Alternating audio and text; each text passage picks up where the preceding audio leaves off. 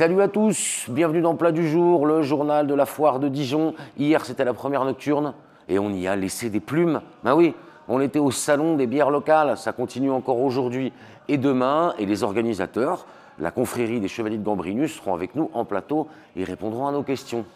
Aujourd'hui, c'est aussi le premier jour de la ferme Côte d'Or, notre salon de l'agriculture à nous. Franck Le Tank, tel le Jacques Chirac moyen, est dans les travées de la ferme Côte d'Or avec son énorme micro et on le rejoint en duplex d'ici quelques minutes. Le gros morceau de cette journée, c'est aussi l'amicale des cuisiniers de Côte d'Or, qui vivent une belle histoire d'amitié avec la foire de Dijon depuis des années, qui ont occupé la scène complètement toquée toute la journée.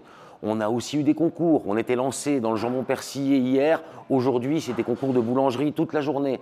La meilleure brioche, le meilleur croissant, le meilleur pain au chocolat et certainement pas de la chocolatine. Ce soir, c'est encore une nocturne. On en profite jusqu'à 23 h. On va au Grand Échezeau et c'est encore le collectif Risque, collectif de musique électro-dijonnaise qui va vous faire danser. Mais tout de suite, on rejoint notre reporter de terrain, le mec qui va là où c'est dangereux, à savoir aujourd'hui à la ferme Côte d'Or. Franck Le Tank en duplex. Allô, allô Francky, vous êtes au cul de la vache comme on dit. Francky, est-ce que vous m'entendez? Oui Antoine, la connexion est en ligne, est en place. Je vous entends 5 sur 5. J'ai quitté ce monde de fou pour de bon. Je suis à la ferme. Et non, je déconne, je suis encore à la foire, mais je suis à la ferme Côte d'Or, juste à côté du hall 1. Je suis avec François Depuit qui s'occupe de cette ferme Côte d'Or en partenariat avec le département. Et puis, bonjour François. Bonjour. Ravi d'être là, on a des belles vaches. Racontez-nous un peu ce qu'on y retrouve à la ferme Côte d'Or. Eh bien, avec le conseil départemental et la chambre d'agriculture, on a voulu reconstituer la ferme Côte d'Or avec toutes ses productions, l'ensemble des animaux, toutes les races qu'on y rencontre. Et au niveau des ovins, on dira tout à l'heure, on a 7 races, les 7 races représentées de la Côte d'Or qui sont là. Il y aura même, pendant ces jours d'exploitation, un défilé d'ovins. On fait un grand concours national ovins, mercredi et jeudi. Ça consiste en quoi ce concours national? Eh ben, on récompense les plus belles bêtes et la plus belle génétique nationale. Cette année, ça dure un peu plus longtemps, cette ferme Côte d'Or, parce que ça dure 5 jours, il me semble. 6 jours. 6 jours même. 6 jours, oui, parce qu'on a voulu profiter de la ferme Côte d'Or pour rassembler au niveau national les ovins et faire un magnifique concours. Il y a des ovins, mais il y a aussi d'autres espèces. Combien d'espèces sont représentées? Alors, sur la ferme Côte d'Or, on représente toute la production, toutes les productions de Côte d'Or.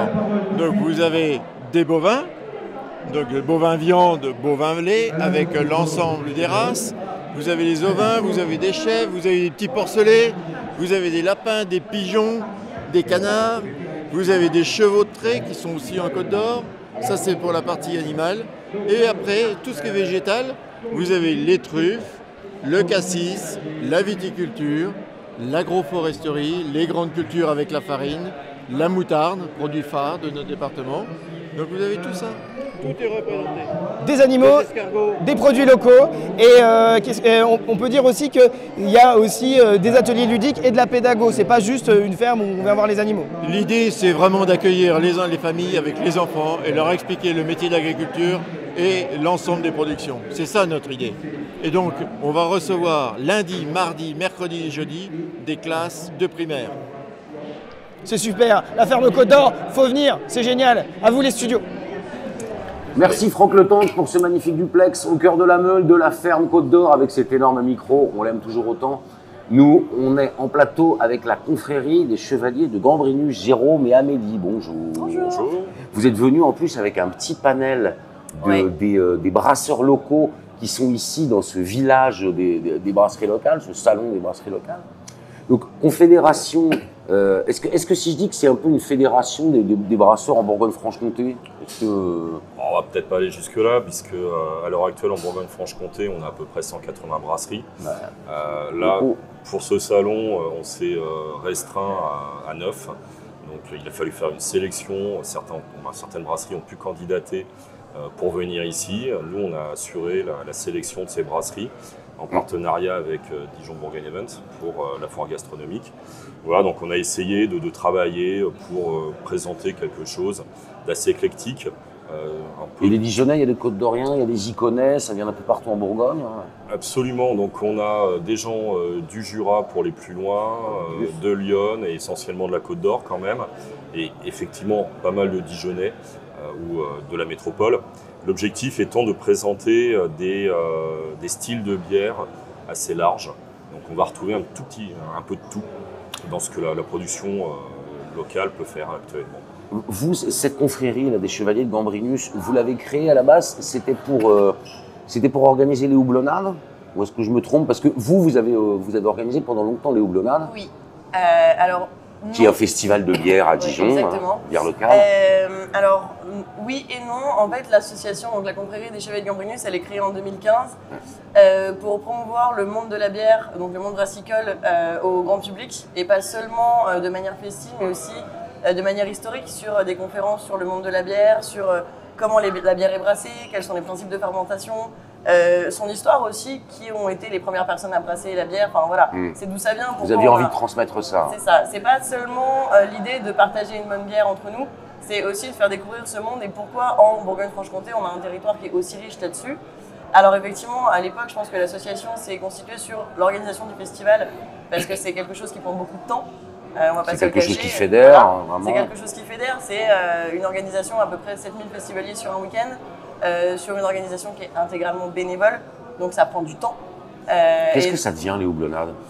Qu'est-ce que ça Il devient? y a eu une édition en 2022, mais il n'y en a pas eu depuis. Non. C'est la question qu'on nous pose depuis hier matin.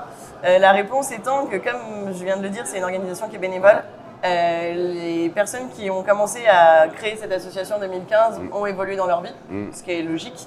Et donc la nouvelle génération arrive, mais elle n'est pas encore assez nombreuse pour se permettre de créer un festival de l'ampleur qu'on connaissait. De manière parce que ça marchait fort. Ça marchait très très fort et ça marchait très très bien. Et pour pas faire quelque chose qui est moins bien, que ce soit pour les festivaliers ou même les brasseries qu'on accueille et qui viennent, pour le coup, il y en a 3 qui sont invités au niveau national, c'est un festival qui rayonne énormément. Pour pas faire quelque chose qui est moins bien, on est en train de prendre le temps aussi de recréer l'association, de faire de nouveaux projets. Mais donc il y a quand même cette volonté de les refaire, c'est pas fini, on n'est pas... Voilà, et on profite de notre passage, hein. Si on a des gens qui veulent nous rejoindre pour refaire des houblonnades, n'hésitez pas. Venez participer à l'organisation des houblonnades, et une belle fête. Et à d'autres événements aussi, hein, comme celui qu'on a ce week-end sur la foire gastronomique, ce salon de la bière.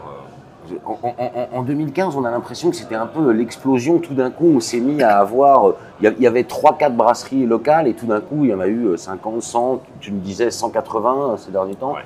Est-ce que on est un peu sur un plateau, là, on a l'impression que tout le monde s'est mis à faire sa bière? On a un contexte économique qui est globalement peu favorable, et en particulier dans le monde de la brasserie. À l'heure actuelle, on a des fermetures. Il y a des gens qui arrêtent la production de bière. On a au moins 2 brasseries qui viennent de fermer en Côte d'Or, et d'autres malheureusement vont sûrement suivre. On a un contexte qui est assez morose, mais on a eu effectivement une énorme évolution.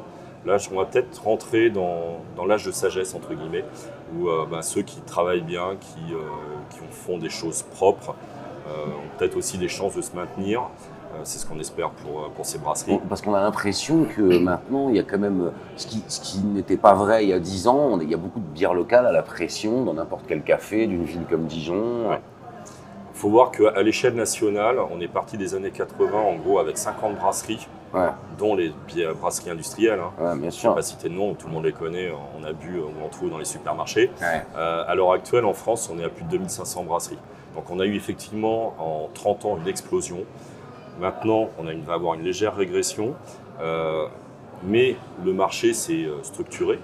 Donc on va effectivement retrouver des brasseries locales dans les bars, dans des restaurants aussi, ça arrive. La bière de qualité rentre dans les restaurants pour des accords mets bières. Ce qu'on propose aussi, nous, comme petit événement, des soirées dégustation bière mets. Voilà, donc on rentre effectivement dans une phase où on est après une explosion quantitative. Là, on est dans une explosion qualitative. Et on espère pouvoir aussi présenter ça aux gens de Bourgogne-Franche-Comté. Parce que oui, si je veux, en fait, je peux vous faire venir pour organiser des événements. Vous aussi, c'est ce que vous faites pour mettre en valeur des accords mets bières, un petit festival, des dégustations, des choses comme ça. Je fais appel aux Chevaliers de Gambrinus. C'est possible. Après, c'est au cas par cas, on voit comment on s'organise, mais effectivement, puisqu'on est aussi, ce qu'Amélie rappelait, on est tous bénévoles, donc on a un emploi du temps un peu chargé les uns les autres. Mais c'est une opportunité aussi de découvrir. Donc d'organiser ça dans un bar, on organise aussi des dégustations partagées. Ouais. Donc voilà, ce genre d'événement. Les after-work, des choses comme On ça. essaie de démocratiser tout ça. Ouais. Les after-work, c'est tous les deuxièmes jeudis du mois, Ah. dans les bars partenaires de la ville. Enfin, de l'association, mais dans la ville de Dijon, du coup.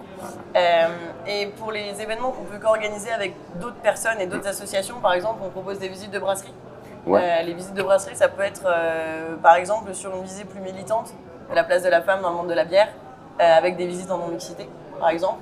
Ou même des visites avec une entreprise qui nous demande de faire l'intermédiaire avec... Est-ce que moi je peux apprendre à faire de la bière aussi grâce à vous? Alors, parce que si je malheureusement, veux me mettre dedans... Non. Là, pour l'instant, on ne fait pas d'atelier de brassage. Ok.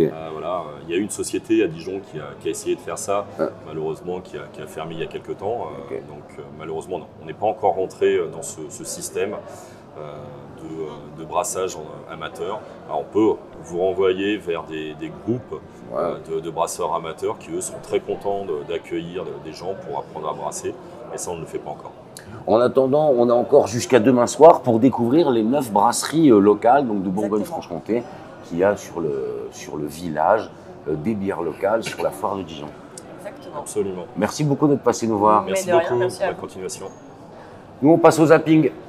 Bonjour madame, bonjour mademoiselle, bonjour monsieur. Bienvenue à la foire de Dijon, on vous attend.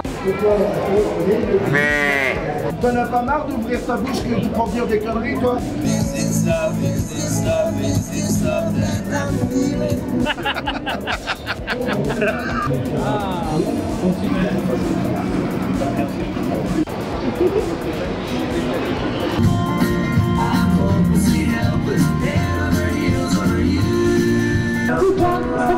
Le sel du talent.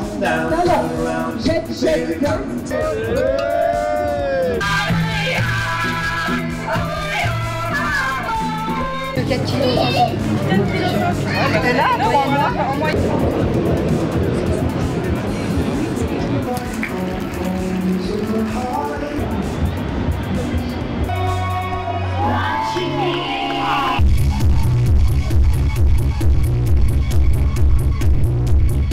Merci, man. God bless today.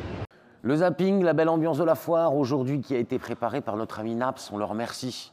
On passe à la Minute Camelot. Ces gars seraient capables de vendre du sable dans le désert et Franck Le Tank va les rencontrer. Quand j'ai fait ça, tout mon public a fait waouh. Antoine, c'est incroyable ce qui se passe. Je suis dans les allées de la foire, je viens de rencontrer Jeff Calzanetto qui a une éponge magique. Le mec ne s'arrête jamais de parler. Regarde. 1 minute, c'est parti. Ah bah c'est vrai qu'on essaie avec le chiffon, la vieille. Vous avez déjà essayé avec la brosse à dents? Un peu galère, hein. Ah ça vous me le laissez quand même, hein. Eh ben là, vous appuyez dessus, immédiatement elle s'adapte, elle prend les formes. Alors je finis. Celle-là, vous la gardez 3 ans. Et regardez. Je mets ma chaussure. Pour celle de monsieur pour la toile, eh ben pareil, regardez. Hein, pour montrer, voyez la différence en 2 secondes. Ça c'est génial. D'ailleurs, c'est pas chinois, hein. C'est espagnol, hein, ça fait des années qu'on le vend à la foire. Calzanetto. Et avec une brosse, c'est 200 applications incolores. Toutes les couleurs. Allez, je finis. La grande, on la paye 20 € celle-là. Celle pour les chaussures qui est à 10 €, je vous l'offre en cadeau. Celle-là, vous ne la payez pas. Et C'est elle, vrai? Comme la brosse, elle est géniale et que les gens reviennent, la deuxième, pour faire les tableaux de bord, les chaises de bureau, les tables de jardin, je vous la rajoute en cadeau, vous ne la payez pas non plus. Vous ne payez que 20 € le tout. Et allez, j'ai pas fini, messieurs, dames. La mini. Je gâte mes clients quand on part en vacances. La trousse de toilette, le sac de voyage, eh ben elle coûte 5 €, je vous la rajoute en cadeau, l'ensemble, seulement 20 €. Et allez, Il pense à tout. Il est fort. J'achète. Francky, j'ai la monnaie, hein. Vous passez la chercher, j'achète moi aussi.